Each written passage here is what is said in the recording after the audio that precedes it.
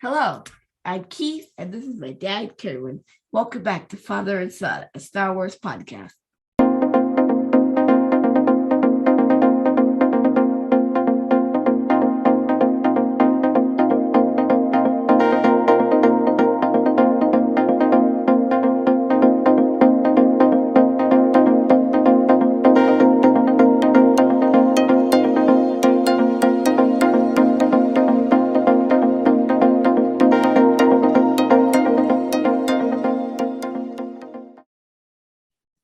Thank you for joining us once again. This is our review of the Book of Boba Fett, Chapter 4, The Gathering Storm. All right, to the back to tank we go.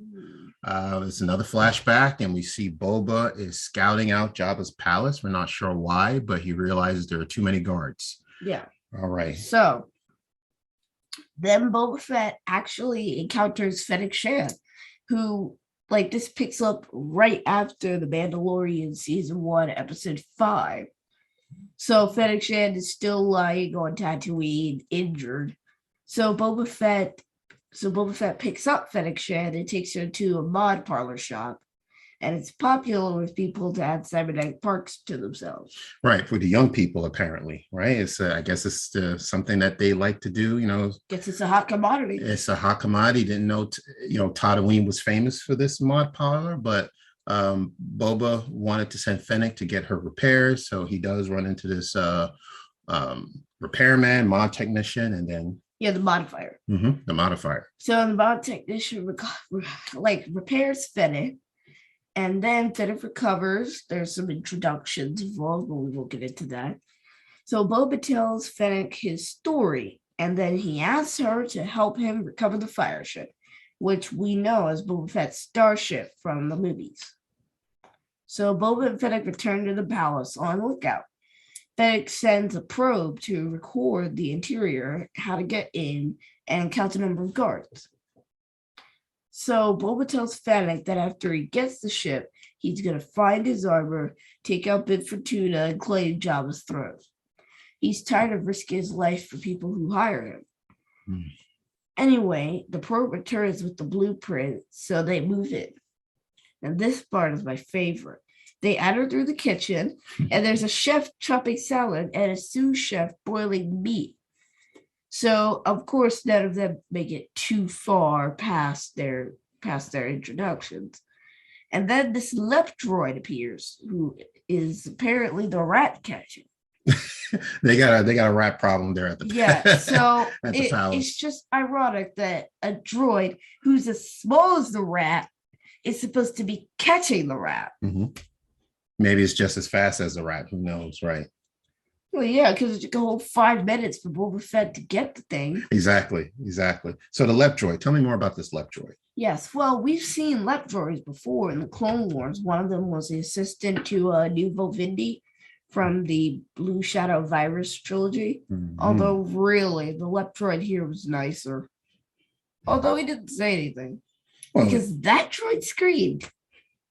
Let's talk about this kitchen scene a little bit. So we saw a droid who has knives for hands, I guess, and he was chopping up lettuce or something, some type of vegetable. And then we had the other sous chef who was cooking the meat. Yeah, and the sous chef resembles EV-99 from Jabba's palace. Right. I just think it's sort of funny that they're the same model working in the same place and they look similar. Yeah. But again, the fandom says that it isn't like they are the same. They may not be the same. Okay. And plus the subtitles say sous chef, not EV-99. But, my thought was that maybe, once Jabba passed on, that Bib maybe reorganized the people in the palace and gave them different positions. So maybe this droid who used to be the supervisor for the other droids, right? Because he was assigning them jobs at the time. It could have been, right. Or he just could have been reassigned to the kitchen. Who knows? He's got multiple skills. So anyway, so we don't know. So then the left droid. Yeah, the left droid shuts down, starts crying and then shuts down. Well, so Boba catches the left droid, right? Yeah. And Boba picks up the droid and turns to him and is like, do you know who I am? I am Boba Fett. And the droid didn't care who he was. He was crying. He just wanted to be out of there. And he just shut himself off. He was like, I am done. And he's out. And he just drops him in a trash container. But anyway, so now it wasn't that funny. It was, you thought it was emotional. Okay. But anyway. Yeah, okay. That's fine. So they find the ship, and Boba and Fennic try to escape, but the guards actually catch them. So there's this fight scene between them, and eventually Boba Fett and Fennec Shand get into the ship and blast off. And the next thing that Boba does is look for his armor. So he goes into the Sarlacc. Well, before the Sarlacc, right? Remember, he had a score to settle. Do you remember that part when he had to go back to the? Yeah, I remember. Okay. Didn't he do that after? No, that was before, actually. So one of the things you wanted to do, right? You wanted to had a score to settle, right? Yeah, with the Kinted Striders. Yes. So of course they didn't make it out of the scene. Yeah, well, because Boba Fett just started drop bombing, like he just started blowing up the speeder bikes, and it was epic. Yeah, that was actually my favorite part of the episode. Yeah, all of a sudden we see these Nikto bikers, right? And they're just riding through Tatooine, and then all of a sudden you see something like a speck of something in the sky just coming right after them, and all of a sudden you realize it's the fire spray, and Boba just wiped them all out, right? Just to get back. And the reason why, right? We want to just remind everyone that Boba feels that they are responsible. We think they are too. So they have something to do with. Because they left their logo. That's exactly right. They have something to do. The Striders are responsible for the deaths of the Tusken Raiders in the last episode. Yes, exactly. So, Boba settled the score. All right. And then moved on to. Yeah, he moved on to the Sarlacc then. So he went into the Sarlacc looking for his armor, but it turns out the Sarlacc was alive. So the ship gets pulled down, but Fennic Shand thinks quick and releases a seismic charge, which blows up the Sarlacc and somehow does no damage to the fire spray. Well, that's true, right? But it does damage the Sarlacc. Yeah. So the Sarlacc is no longer. Now, what's interesting to me is, I guess Boba does not remember, it must have been very traumatic at the time when he climbed out of the Sarlacc. He had his armor on, but his armor was, as we know, stripped from him by the Jawas. He probably doesn't remember that part. I think all he remembers is waking up, and the Tuskens are the ones who are dragging him, from a bantha, and he becomes a part of their tribe. So he goes down. He passed out. Yeah. And then the Jawas took his armor then. Right. So that's probably why, because you don't know anything when you pass out. So he thinks his armor is still down in the Sarlacc Pit, which it was not. And, he went down there again, and couldn't find anything. Yeah. All right. So there's this nice dialogue between Boba and Fennec, and Boba Fett says that he's tired of working for other people, and he's tired of his kind dying because of the idiocy of others. Yes. Can we stop there? Because I thought this was. I can relate. Okay. Really? I thought this dialogue scene, well, there was about 3 different dialogue scenes between Fennec and Boba, but this one was the best. Really got my attention, because when Boba said that he is tired of work for people who put his life in danger, he's referring to Jabba, because Jabba, he worked primarily for Jabba the Hutt, right? And Jabba just set him out on these missions, right, carelessly. Like, he could care less if Boba Fett returned. He's got other bounty hunters on the line. Right. And did Jabba even care about Boba's life? Did he understand that every mission that Boba goes on, Boba's life is in danger, right? It was all about, just getting whatever it is that Jabba needed and getting paid for it. But what Boba is saying, that there were so many lives that could have been spared, from these missions. And it just takes me back, real quick. I'm not going to go too far into War of the Bounty Hunters, because we talked about it. But you remember in War of the Bounty Hunters, the plan was for Jabba to deliver Boba to deliver Han Solo to Jabba the Hutt. Yeah, but he loses him along the way. Right. That entire series was him in danger. Exactly. And part of the danger was that Jabba thought Boba was double crossing him, right? Because he was supposed to deliver Han Solo, and there was a delay to get back to Jabba's palace.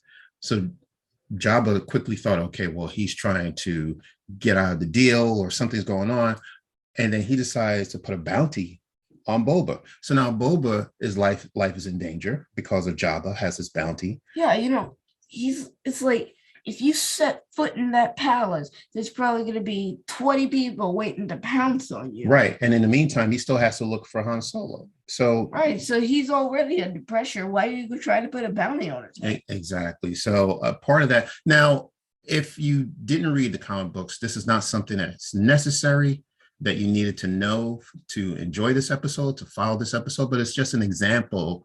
When Boba says, he's tired of working for people who put his life in danger, that's an example of someone putting his life in danger, right? Well, yeah. Yeah, right. So I just wanted to bring that part up. So Jabba, again, has put Boba on many missions, and then Boba decides he just doesn't want to do this anymore. Boba, bounty hunting is not for him, and that he's not going to, risk his life for other people. It's time for him to,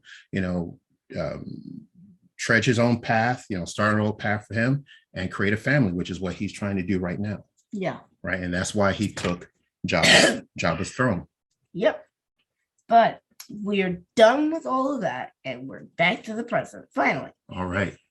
So Boba is now fully healed, apparently. So nice. Okay, no more back to tank. Yeah, I guess this means no more flashbacks, because we thought they ended the chapter in episode 2, then we thought they ended it in 3, and they've hopefully ended it in 4. But I would not be surprised if I end up eating my words next episode. Well, I don't think the flashbacks will end. He won't be in the back to tank, but he may still have flashbacks, because when he got out of the tank and the droid said that he was fully healed, that's physically, but emotionally, he still has the scars, right? So that's going to take some time to heal as well. It's like, what about the scars on the inside? Exactly, right. So that's going to take some time to heal.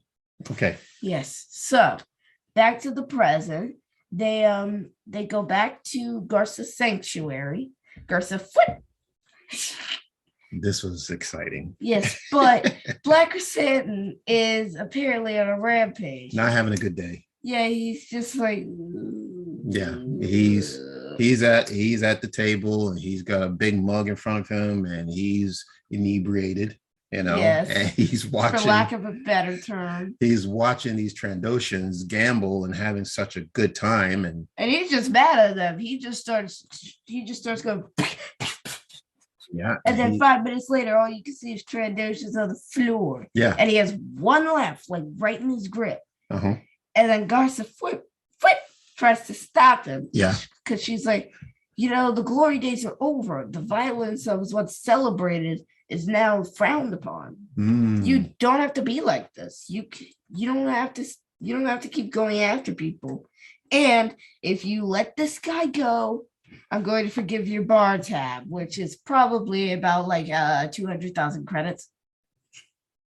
Hey, good that you talked about this. I want to talk about what Garsa was saying to Krrsantan, because she was actually, I thought this was very good writing, because what she was doing is giving us people who don't know who Krrsantan is, his backstory, right? Yeah. So he was a gladiator and he fought a lot of matches, and every match he fought, he won.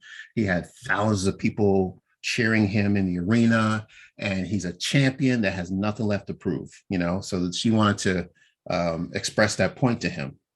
And I thought that was very well done. And it was also interesting, Boba was in the sanctuary when this was happening, so he was hearing the story as well. So maybe he was hearing Krrsantan's backstory for the first time, just like most of us were. Yeah. Okay. And after all that, of course, Black Krrsantan's like, are you serious? and the Trandoshan just hits the floor and loses a limb. Oh well.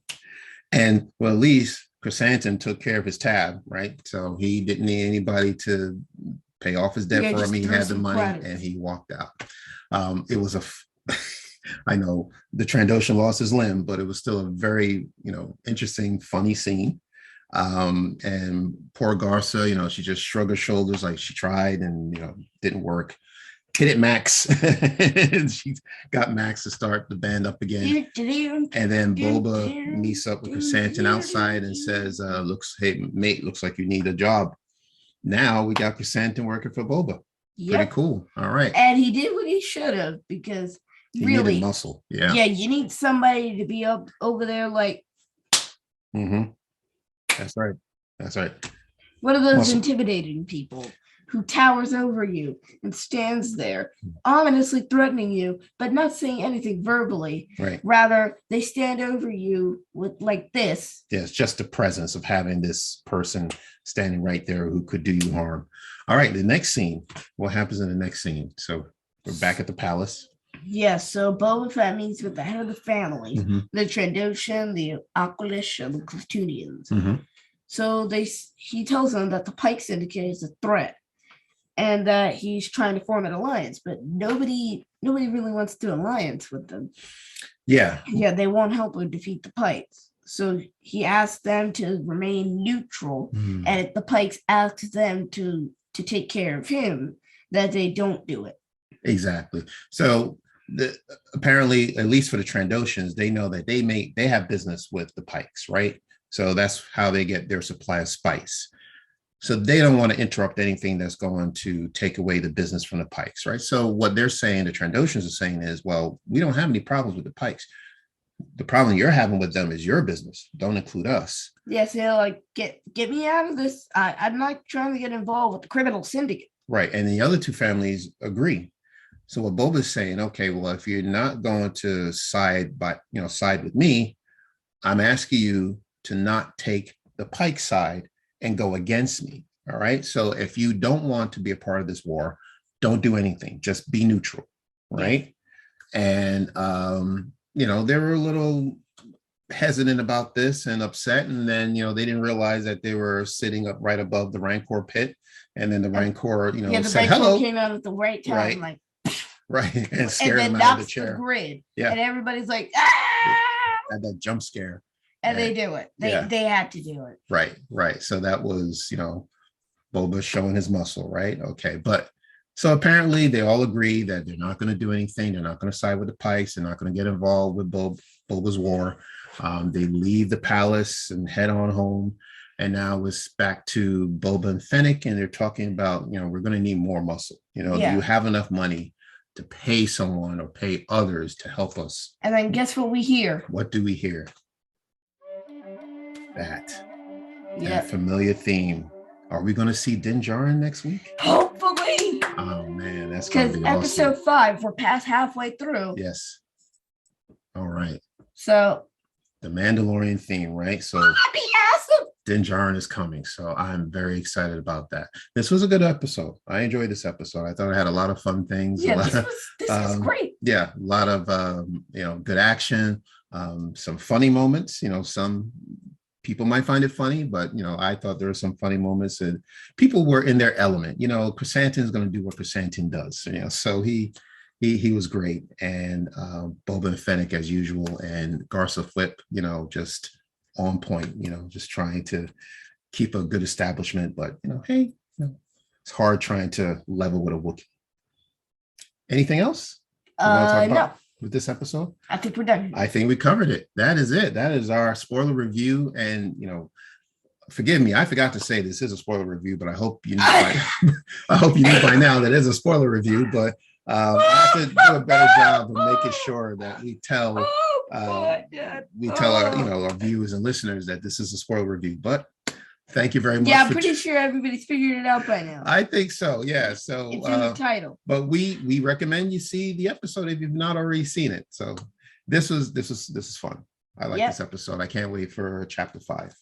And speaking of which, we're also going to be doing a special episode in which we'll be reviewing the character study of Black Krrsantan. All right, that is coming up. We're looking forward to that. Yeah, that's coming out like very soon. Very soon. Okay. I'm not going to give you a date. Good. All right. Where can people find us? Apple Podcasts, Spotify, Stitcher, Radio Public, Amazon Music, Audible, Spreaker, Pandora, or wherever you get your podcasts. All right. And we are on YouTube. Please subscribe if you're not done so already. Spread the word. Tell people about our podcast. We enjoy having feedback. So if you could leave a comment on Apple or any of those other streaming platforms, you can leave a comment. Those comments are very important to us. Yep. And we have a website. Yeah, fathersongalaxy.com. All and right. Again, let us know in the comments what you think would be a nice episode for us to do. All right. This was wonderful. Thank you so much, everyone, for tuning in. Until next time, take care, and we will see you again.